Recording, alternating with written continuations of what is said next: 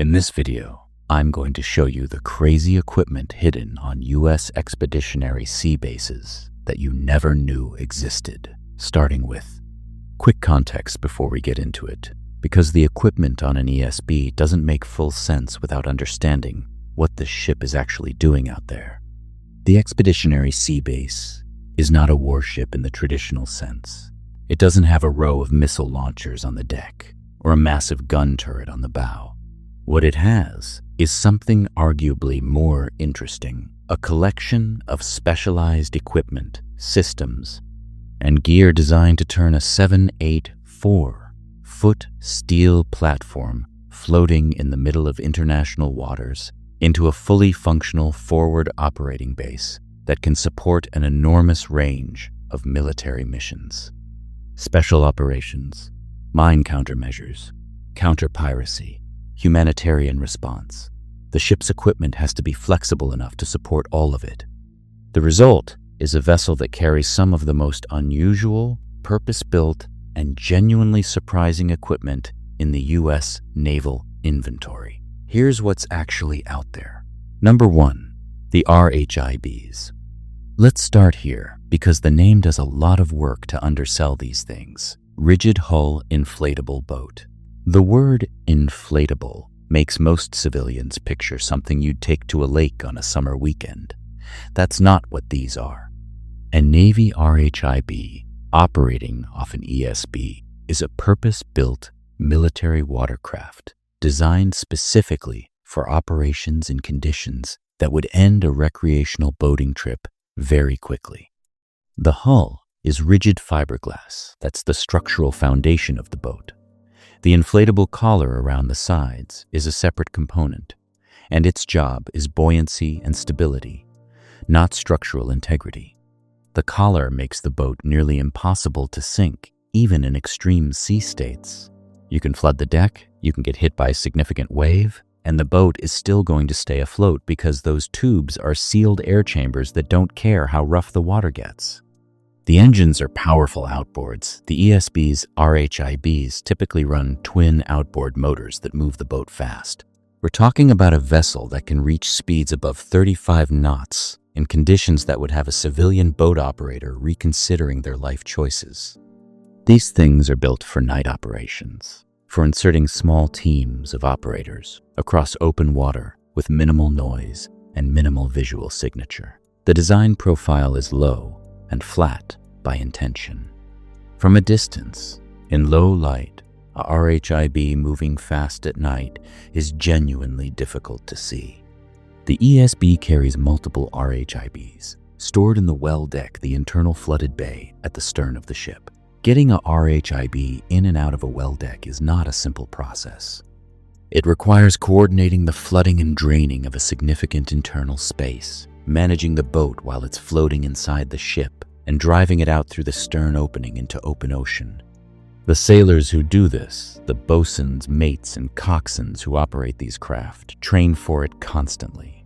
Because doing it wrong, in bad sea conditions, inside a partially flooded compartment on a moving ship, is exactly as dangerous as it sounds.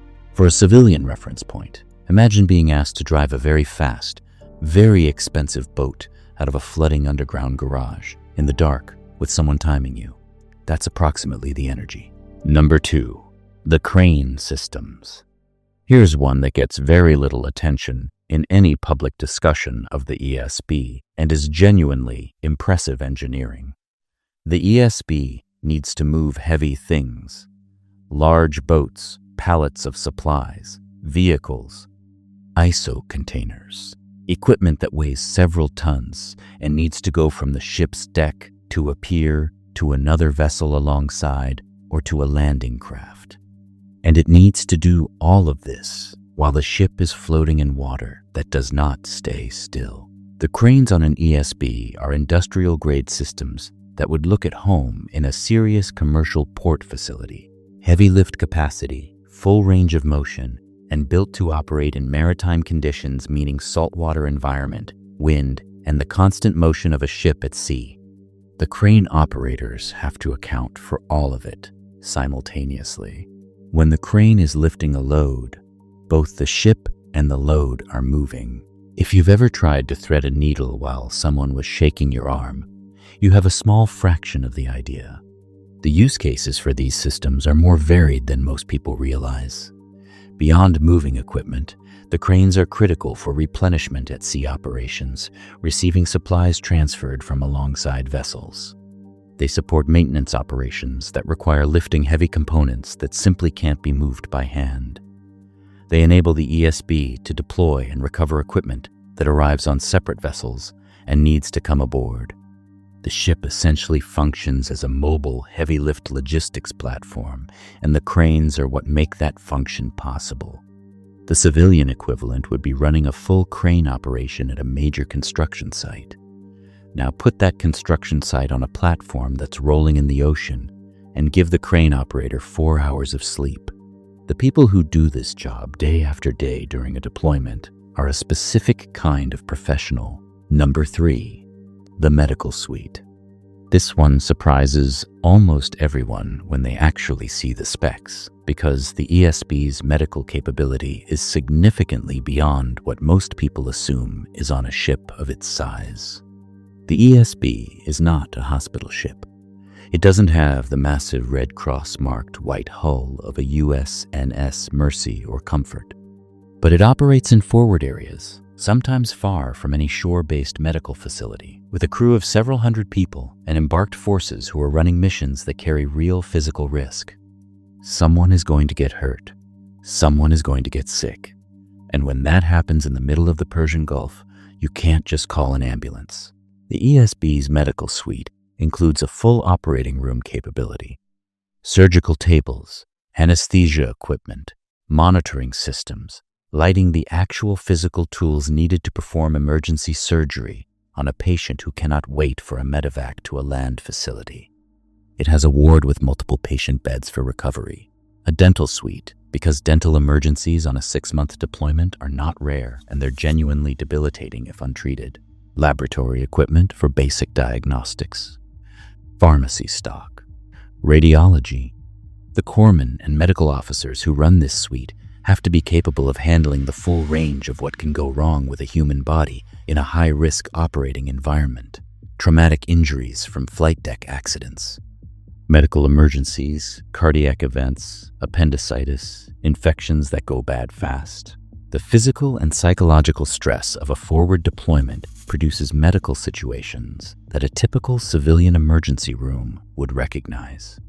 The ESB's medical team handles them without the backup of a hospital system, a specialist referral network, or the ability to call for a second opinion down the hall. For older Americans who remember the MASH units from Korea or Vietnam, the forward surgical capability on an ESB is the modern naval equivalent. It's not a full hospital, but it's a lot closer than you'd expect from the outside of the hull. Number 4. The modular mission packages. This is the piece of equipment that makes the ESB genuinely unique in a way that almost no other naval vessel can match. The ship was specifically designed with large, flat deck spaces that can accommodate ISO standard shipping containers, the same standardized steel boxes you see on cargo ships and trains. Except on an ESB, those containers aren't full of consumer electronics. They're full of mission-specific military equipment. The concept is called modular mission packages, and the logic behind it is elegant. Instead of permanently installing specific equipment for specific mission types, which would lock the ship into a narrow set of capabilities, the ESB is designed to accept interchangeable container-based equipment packages that can be swapped out between deployments. You need to support mine countermeasures operations? Load the containers with the sonar systems, the unmanned underwater vehicles, and the support equipment for those missions. You're shifting to a counter-piracy focus? Different containers, different equipment, different capability.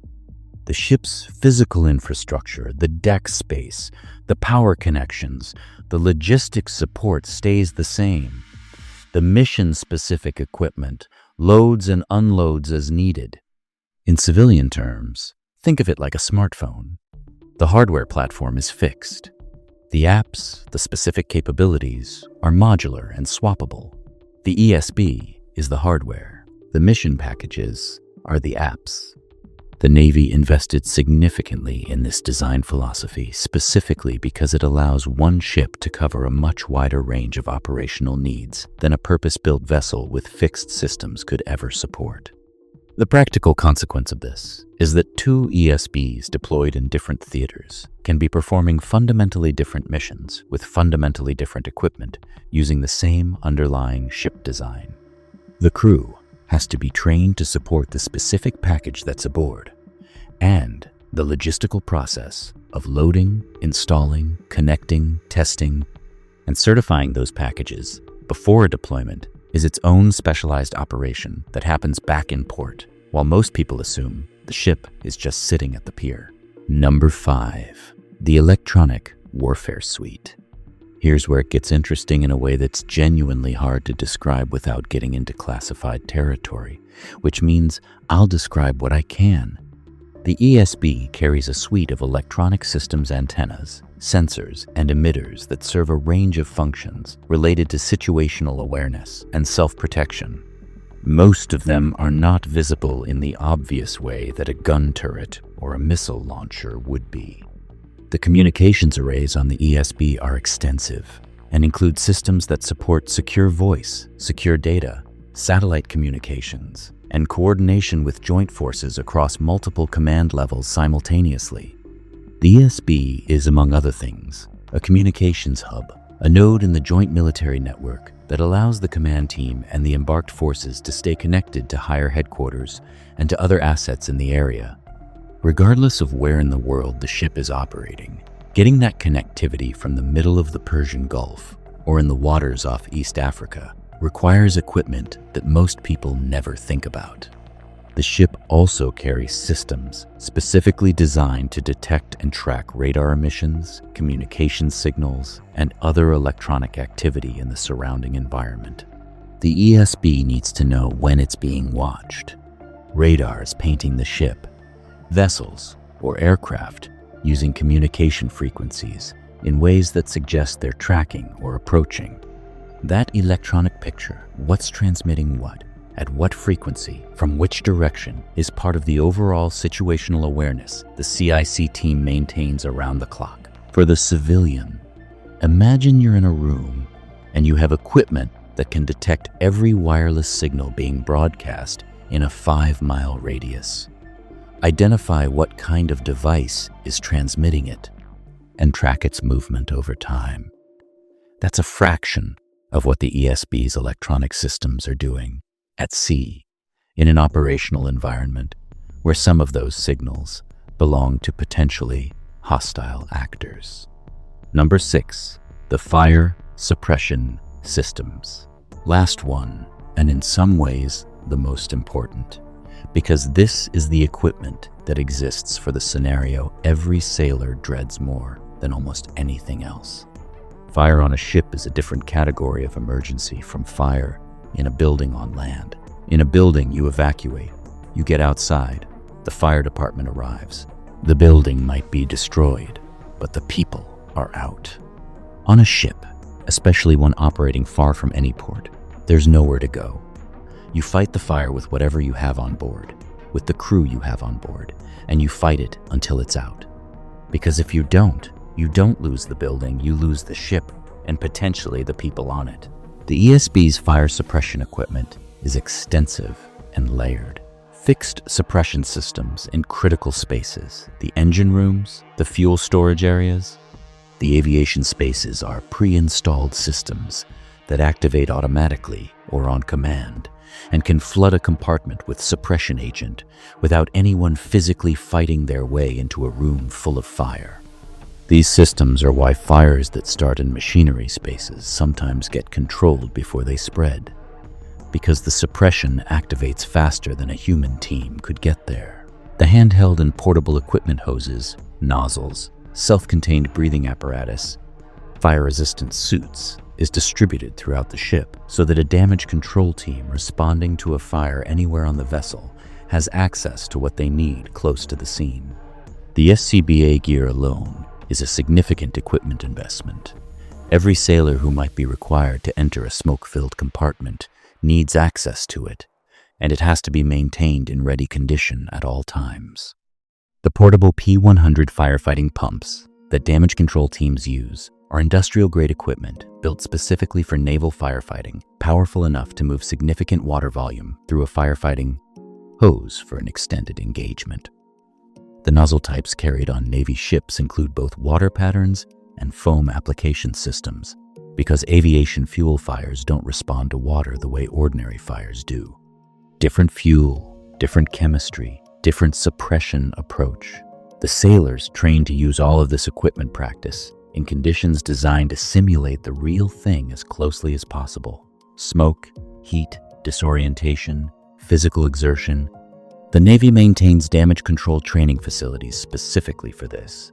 The goal is to create a crew where the response to a fire alarm is immediate, coordinated, and correctly executed before the thinking brain fully catches up to what's happening.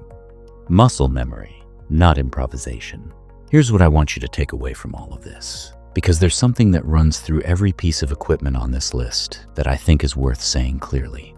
None of it works without the people maintaining it. The RHIBs don't launch themselves. The cranes don't operate themselves. The medical suite doesn't treat patients by remote control. The mission packages don't configure and connect themselves. The electronic systems require trained operators interpreting what they're seeing in real time. The firefighting equipment is only useful in the hands of a crew that knows exactly what to do with it under pressure. Every single piece of equipment on an expeditionary sea base has a rating behind it, a specialty, a job designation.